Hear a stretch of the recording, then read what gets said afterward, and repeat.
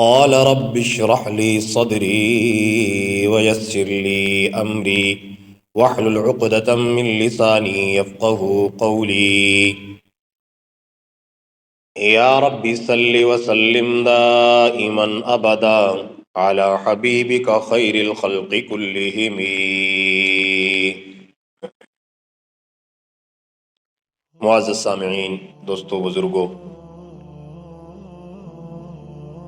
قرآن مقدس کی ایک آیت مبارکہ تلاوت کرنے کی سعادت ملی ہے۔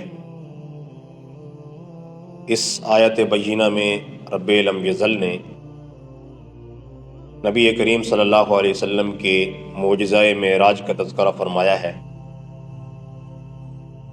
اللہ تبارک و تعالی نے اپنے پیارے محبوب نبی کریم خاتم الانبیاء، امام الانبیاء، سید الانبیاء صلی اللہ علیہ وسلم کی ذات گرامی کو متعدد معجزات عطا فرمائے۔ ان متعدد معجزات میں ایک معجزہ معراج ہے۔ معجزہ کسے کہتے ہیں؟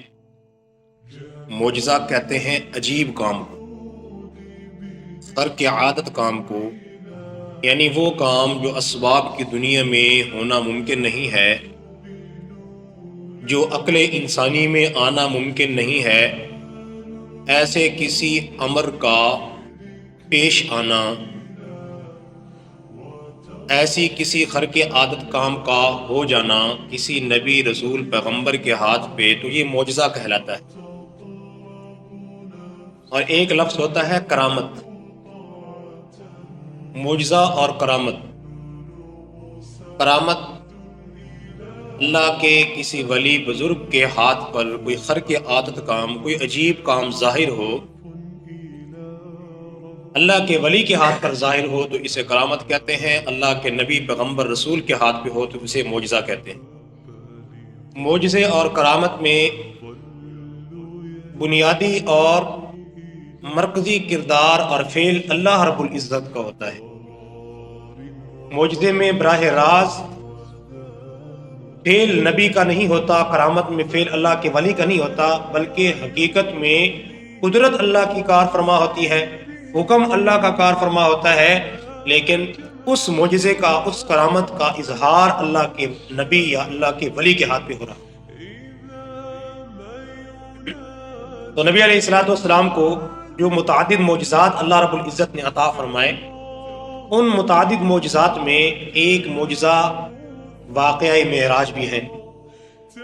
یہ نبی علیہ السلام کو رات کے ایک تھوڑے سے حصے میں اللہ کا قرآن فرماتا ہے لیلا من المسجد الحرام الى المسجد الاقصی، کہ اللہ نے رات کے ایک تھوڑے سے عرصے میں اپنے محبوب کو معراج کی سعادت عطا فرمائی۔ نبی علیہ السلام نے جب اعلان نبوت کا کیا تو نبی علیہ السلام نے دعوت دین، دعوت اور تبلیغ کی خاطر بڑی بڑی مشقت کا سامنا کیا۔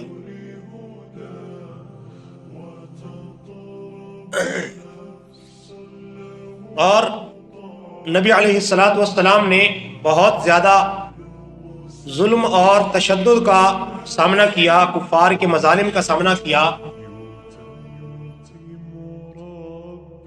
حتیٰ کہ وادی طائف کے اندر جب نبی علیہ السلام پر کفار نے پتھراؤ کیا اور بدن مبارک نبی کریم صلی اللہ علیہ وسلم کا زخمی ہو گیا، لہولہان ہو گیا، تو ان ساری تکالیف، مشقتوں کے بعد اللہ رب العزت نے اپنے محبوب کو معراج کی سعادت عطا فرمائی ہے۔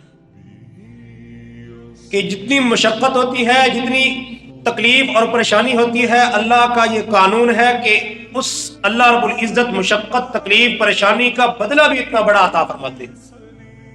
تو معراج کا واقعہ بڑا عظیم واقعہ ہے، اور یہ سعادت، یہ نعمت کسی اور نبی، رسول، پیغمبر کو نہیں ملی ہے تو آمنہ کے لال محمد مصطفیٰ صلی اللہ علیہ وسلم کو ملی ہے۔ اور نبی علیہ السلام فرمایا کرتے تھے کہ دین کی خاطر، دعوت کی خاطر جتنی تکالیف کا میں نے سامنا کیا ہے اور کسی اللہ کے نبی، رسول، پیغمبر نے اتنی تکالیف کا سامنا نہیں کیا۔ نبی علیہ السلام وادی طائف کے مظالم کا ذکر کرتے تھے کہ طائف والوں نے میرے ساتھ بہت برا سلوک کیا اور مجھ پر پتھر برسائے، میرے جوتے خون سے بھر گئے، جسم لہولہان ہو گیا۔ تو ان تکالیف مشقتوں کے بعد پھر اللہ نے اپنے محبوب کو عرشوں کے سیر کروائی۔ اللہ کا قرآن کہتا ہے سبحان الذی اسری بعبدہ لیلا من المسجد الحرام، کہ پاک ہے وہ ذات جس نے اپنے بندے کو، اللہ اپنے نبی کو اپنا بندہ کہہ رہے ہیں، تو اس میں بھی اللہ کی محبت کا ایک نقطہ ہے۔ اللہ پاک فرما رہے ہیں کہ پاک ہے وہ ذات جس نے اپنے بندے کو رات کے ایک تھوڑے سے حصے میں مسجد حرام سے مسجد اقصی تک کی سیر کروائی۔ اور یہاں یہ بھی بات قابل غور ہے، ہمیں ذہن میں رکھنی چاہیے کہ نبی علیہ الصلوۃ والسلام کا یہ جو معجزہ ہے، بعض نادان لوگ کہتے ہیں کہ یہ معجزہ روحانی یعنی خواب کے عالم کا ہے۔ معراج کا جو واقعہ ہوا، کہتے ہیں یہ خواب کا واقعہ ہے۔ حالانکہ ہم سب مسلمانوں کا یہ اجماعی عقیدہ ہے، یہ نظریہ ہے کہ نبی علیہ الصلوۃ والسلام کو جو معراج ہوا روح مع الجسد جسمانی معراج ہے۔ کیوں؟ اس لیے کہ اگر محض یہ خواب کا واقعہ ہو تو خواب تو ہر بندے کو آ سکتا ہے، ہر دوسرا تیسرا بندہ جنت کی سیر بھی کر سکتا ہے، عرشوں پر بھی جا سکتا ہے۔ لیکن یہ واقعہ جو خرق عادت اور سب سے بڑا معجزہ تب قرار دیا جا سکتا ہے جب یہ انسان کی عقل کے خلاف ہو۔ خواب میں آنا تو کوئی عقل کے خلاف نہیں ہے، وہ تو عقل میں آتا ہے، لیکن رات کے ایک تھوڑے سے عرصے میں، تھوڑے سے وقت میں اتنا لمبا سفر مسجد اقصی سے مسجد حرام سے مسجد اقصی تک، پھر مسجد اقصی سے عرش معلی تک، اتنا لمبا سفر تو یہ یقیناً بہت بڑا معجزہ ہے۔ اور اس سے جو ہے نبی علیہ الصلوۃ والسلام کو جو یہ معراج ہوا روح مع الجسد کے معراج ہوا ہے، نبی علیہ الصلوۃ والسلام کو حالت بیداری کے اندر یہ معراج ہوا ہے۔ یہی وجہ ہے کہ اگر اس کو نعوذ باللہ خواب کا واقعہ قرار دے دیا جائے، پھر کفار اس کو عجیب کیوں سمجھتے؟ نبی علیہ الصلوۃ والسلام جب معراج سے واپس تشریف لائے اور نبی علیہ السلام نے کفار مکہ کو بتایا کہ مجھے رات کے تھوڑے سے حصے میں عرصے میں اللہ نے مسجد حرام سے مسجد اقصی تک کا سفر کروایا، پھر مسجد اقصی سے سدرۃ المنتہا سے عرش معلی تک، تب اللہ تعالیٰ نے جنت جہنم کے مشاہدات مجھے دکھائے ہیں، مجھے سیر کروائی ہے۔ اب وہ کفار، وہ مشرکین جو پہلے دشمنیاں کرتے تھے، نکتے چینیاں کرتے تھے، اعتراض کرتے تھے، باتیں کرتے تھے، انہوں نے باتیں بنانا شروع کر دی کہ یہ کیسے ہو سکتا ہے۔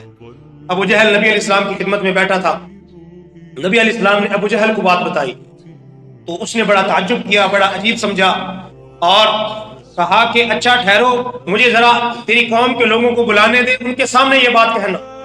یہ ان کی نظر میں تو عجیب بات تھی، عقل میں آنے والی نہیں کہ نعوذ باللہ سب نبی کریم صلی اللہ علیہ وسلم کی بات کی تکذیب کر دیں گے۔ تو جب سب لوگوں کو بلا لیا تو ان کے سامنے کہا کہ اے محمد صلی اللہ علیہ وسلم ذرا وہ واقعہ بیان کریں نا کہ آپ جو بتا رہے تھے اپنے سفر کے بارے میں۔ تو نبی علیہ السلام نے پھر وہی بات دہرا دی کہ اللہ نے مجھے رات کے تھوڑے سے عرصے میں، تھوڑے سے حصے میں مسجد حرام سے مسجد اقصی تک، مسجد اقصی سے عرش معلی تک اللہ نے مجھے سیر کروائی ہے، جنت جہنم کی مشاہدات اللہ پاک نے مجھے کروائے ہیں، مجھے ساری چیزیں اللہ پاک نے دکھائی ہیں۔ تو اس طرح ان کفار نے اس بات کو عجیب سمجھا اور ماننے سے انکار کر دیا۔ اگر یہ خواب کا واقعہ ہوتا تو پھر کفار اس کا انکار نہ کرتے، کیونکہ خواب کا آنا تو ہر شخص کو آ سکتا ہے، خواب کا آنا۔ تو نبی علیہ الصلوۃ والسلام کی اس عظیم معجزے کی تصدیق کی تھی سیدنا صدیق اکبر نے۔ ابو جہل دوڑتا ہو گیا صدیق اکبر کے پاس کہ اے ابو بکر تیرے دوست ایسی ایسی بات کہہ رہا ہے۔ تو صدیق اکبر نے کہا کہ کیا میرے نبی پاک نے یہ کہا ہے؟ تو ابو جہل نے کہا ہاں۔ تو حضرت صدیق اکبر نے کہا کہ جب میرے نبی نے کہا ہے تو میں اس بات کی تصدیق کرتا ہوں۔ علماء نے لکھا ہے کہ صدیق اکبر کی اس واقعے کی تصدیق کے بعد ان کا لقب صدیق پڑ گیا، ان کا لقب صدیق پڑ گیا کہ نبی علیہ الصلوۃ والسلام کی اس دعوے کی، اس معجزے کی تصدیق کرنے والے صدیق اکبر تھے۔ تو نبی علیہ الصلوۃ والسلام کو یہ معراج والی سعادت، یہ معجزہ اللہ پاک نے نبی علیہ الصلوۃ والسلام کو عطا فرمایا۔ اور اس معجزے واقع معراج کی جو تاریخی حیثیت ہے کہ کس تاریخ کو کس مہینے میں پیش آیا، اس میں مختلف اقوال ہیں۔ زیادہ مشہور یہ ہے کہ اس رجب کی 27 تاریخ کو نبی علیہ الصلوۃ والسلام کو معجزہ معراج عطا ہوا، معراج کی سعادت نبی علیہ الصلوۃ والسلام کو عطا ہوئی۔ مشہور قول یہ ہے اس لیے رجب کے مہینے میں عام طور پہ علماء اس معراج کے حوالے سے گفتگو کرتے ہیں، اور نبی علیہ السلام کے جو معراج کے حوالے سے واقعات ہیں اور معراج کے موقع پہ جو نبی علیہ السلام کو مشاہدات کروائے گئے، جنت جہنم کے نظارے کروائے گئے، اس کا ذکر کیا جاتا ہے، تاکہ امت نبی علیہ السلام کے امتی ہونے کی حیثیت سے ہمیں ایک تو نبی علیہ السلام کی عظمت کا احساس ہو کہ ہمارا نبی اس مقام پر فائز ہے جہاں تک آج تک کوئی نبی کو، رسول کو، پیغمبر پہنچ نہیں سکا۔ اللہ نے ہمارے نبی کو ایسی شان عطا فرمائی ہے، ایسی عظمت عطا فرمائی ہے، ایسا مقام عطا فرمایا ہے کہ ایسے مقام تک اللہ کا کوئی نبی نہیں پہنچا جہاں تک میرا اور آپ کا نبی گیا ہے۔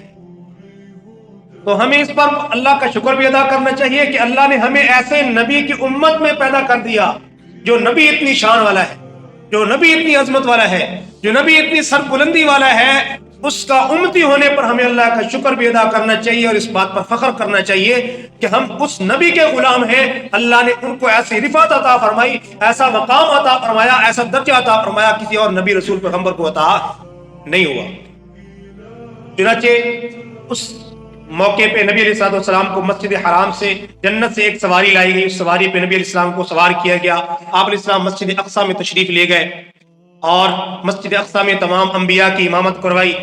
پھر مسجد اقصی سے سدرۃ المنتہا تک یہ دوسرا سفر، پھر سدرۃ المنتہا سے عرش معلیٰ تک، سدرۃ المنتہا سے عرش معلیٰ تک نبی علیہ السلام جو ہے تشریف لے گئے۔ سید جبریل امین علیہ السلام سدرۃ المنتہا تک نبی علیہ السلام کے ساتھ رہے ہیں، اور پھر آگے جانے سے جبریل امین نے معذرت کر لی کہ آگے جانا اب میرے بس میں نہیں ہے، آگے صرف میرے اور آپ کے نبی صلی اللہ علیہ وسلم تشریف لے گئے ہیں۔ نبی علیہ السلام کو معجزہ معراج کے موقع پہ مختلف مقامات کے نظارے اور مشاہدات کروائے گئے، اور مختلف آسمانوں پہ نبی علیہ السلام کی مختلف انبیاء کرام علیہ السلام سے ملاقاتیں بھی ہوئیں۔ پہلے آسمان پر ملاقات ہوئی حضرت آدم علیہ السلام سے، دوسرے آسمان پہ ملاقات ہوئی حضرت یحییٰ عیسیٰ علیہ السلام سے، تیسرے آسمان پہ ملاقات ہوئی حضرت یوسف علیہ السلام سے، چوتھے آسمان پہ ملاقات ہوئی حضرت ادریس علیہ السلام سے، پانچویں آسمان پہ ملاقات ہوئی حضرت ہارون علیہ السلام سے، چھٹے آسمان سے ملاقات ہوئی، چھٹے آسمان پہ ملاقات ہوئی حضرت موسیٰ علیہ السلام سے، اور ساتویں آسمان پر ملاقات ہوئی حضرت ابراہیم علیہ السلام سے۔ تو ان انبیاء کرام سے ملاقاتیں، اور پھر نبی علیہ السلام نے مختلف جہنمیوں کو جہنم کے اندر جب جلتے ہوئے دیکھا تو سود خوروں کو، رشوت لینے والوں کو، اسی طرح غیبت کرنے والوں کو، اس طرح نبی علیہ السلام نے مختلف مشاہدات کیے، اور جبریل امین سے پوچھتے گئے تو جبریل امین ساتھ بتاتے گئے کہ آپ کی امت کے وہ لوگ ہیں جو سود کی حرام کمائی کے اندر مبتلا تھے۔ نبی علیہ السلام نے فرمایا کہ میں نے دیکھا کہ بعض لوگ جہنم کے اندر جل رہے ہیں کہ ان کے پیٹ اتنے بڑے بڑے ہیں کہ ایک کمرے کے برابر ان کے پیٹ ہیں، اور ان کے پیٹ سے نظر آ رہے ہیں کہ سانپ ان کے پیٹوں کے اندر دوڑ رہے ہیں۔ میں نے جبریل امین سے پوچھا کہ اے جبریل یہ کون لوگ ہیں؟ جبریل امین نے بتایا کہ آپ کی امت کے وہ لوگ ہیں جو سود خوری کیا کرتے تھے اور سود کا مال کھایا کرتے تھے۔ تو اس لیے ہمیں چاہیے کہ ہم ایسے گناہوں سے اپنے آپ کو بچائیں، اپنے آپ کو بچانے کی کوشش کریں جو ہمارے لیے کل قیامت کے دن وبال کا سبب بنے۔ نبی علیہ السلام کو معراج کے موقع پہ 3 انعامات عطا کیے گئے۔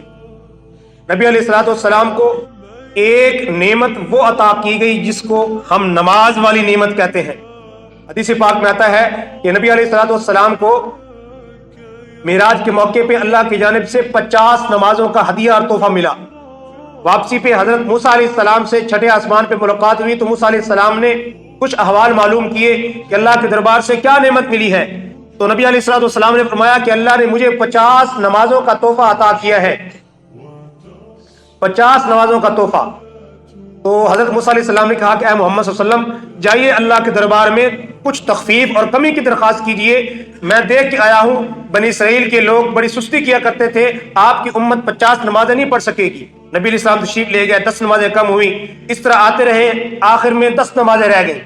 پھر نبی علیہ السلام موسیٰ علیہ السلام سے ملے، پھر انہوں نے کہا کہ اور کمی کی درخواست کریں اللہ کے دربار میں۔ نبی علیہ السلام پھر اللہ کے دربار میں پہنچے، 5 نمازوں کی پھر کمی ہوئی تو 5 نمازوں کے بعد پھر موسیٰ علیہ السلام کے پاس پہنچے۔ موسیٰ علیہ السلام نے اور تخفیف کی بھی مشورہ دیا، تو نبی علیہ السلام نے فرمایا کہ اب مجھے اللہ کے دربار میں جاتے ہوئے شرم محسوس ہوتی ہے۔ اب اللہ کے دربار سے یہ فیصلہ آیا کہ اے میرے نبی صلی اللہ علیہ وسلم میں جو فیصلہ کر دیتا ہوں اور جو میں بات کر دیتا ہوں وہ فیصلہ کبھی بدلا نہیں کرتا، وہ فیصلہ کبھی تبدیل نہیں ہوا کرتا۔ نمازیں تیری امت 5 پڑھے گی، میرا فیصلہ وہیں کا وہیں برقرار ہے، میں ان کو 50 نمازوں کا اجر و ثواب عطا کروں گا۔ تو معراج کے موقع پہ جو اللہ کے نبی صلی اللہ علیہ وسلم کو انعامات ملی ہیں، ان انعامات میں سے ایک انعام کون سا ہے؟ نماز والا ہے۔ اور دوسری نعمت جو نبی علیہ السلام کو معراج کے موقع پہ ملی، اور اس پہلی نعمت نماز والی نعمت کی عظمت اہمیت کا اندازہ ہم اس بات سے لگائیں کہ باقی جتنے شریعت کے احکام ہیں وہ سب جبریل امین لے کے زمین پہ نبی علیہ السلام پر وہی لے کر اترے ہیں۔ نماز وہ عظیم تحفہ ہے، نماز کی اتنی عظمت اور اہمیت ہے کہ نماز اللہ نے عرشوں پر بلا کے اپنے محبوب صلی اللہ علیہ وسلم کو عطا کی ہے۔ تو اس سے ہمیں نماز کی اہمیت سمجھ آتی ہے کہ اللہ کا کتنا بڑا حکم ہے، ہمیں نمازوں کے اہتمام، نمازوں کی پابندی کی کوشش کرنی چاہیے۔ دوسرا انعام جو نبی علیہ السلام کو اللہ کے دربار سے ملا وہ یہ تھا، سورۃ البقرہ کی آخری آیات جو ہے آمن الرسول سے آخر تک، یہ بھی معراج کے موقع پہ نبی علیہ السلام کو انعام اور تحفے کے طور پہ اللہ کی جانب سے عطا ہوا۔ اور معراج کے موقع پہ تیسرا انعام جو نبی علیہ السلام کو ملا وہ یہ ملا کہ نبی علیہ السلام کے لیے یہ اللہ نے فیصلہ سنا دیا کہ آپ کی امت اگر شرک سے دور رہی، اگرچہ گناہوں کے اندر مبتلا رہے، لیکن ایک گناہ جب شرک سے بچے رہے، اللہ کی ذات اور صفات میں کسی اللہ کے غیر کو شریک نہ کیا، اس گناہ سے جو بچ گیا، جتنا بھی گناہ گار ہوگا اپنے گناہوں کی سزا بھگت کے ایک نہ ایک دن جنت کے اندر ضرور چلا جائے گا۔ تو نبی علیہ السلام کو یہ 3 انعامات معراج کے موقع پر عطا ہوئے۔ اللہ رب العزت سے دعا ہے اللہ پاک ہمیں ان تمام باتوں کو سمجھنے کی، اور معراج کے موقع پہ جو اللہ کی جانب سے احکام عطا ہوئے، معراج کے جو مقاصد ہیں، معراج کی جو رموز ہیں، اور اس سے ہمیں جو عبرت ملتی ہے، اللہ پاک ہمیں اس پر عمل کرنے کی توفیق عطا فرمائے۔ وآخر دعوانا الحمدللہ رب العالمین۔ تمام حضرات سنت ادا فرما لیں۔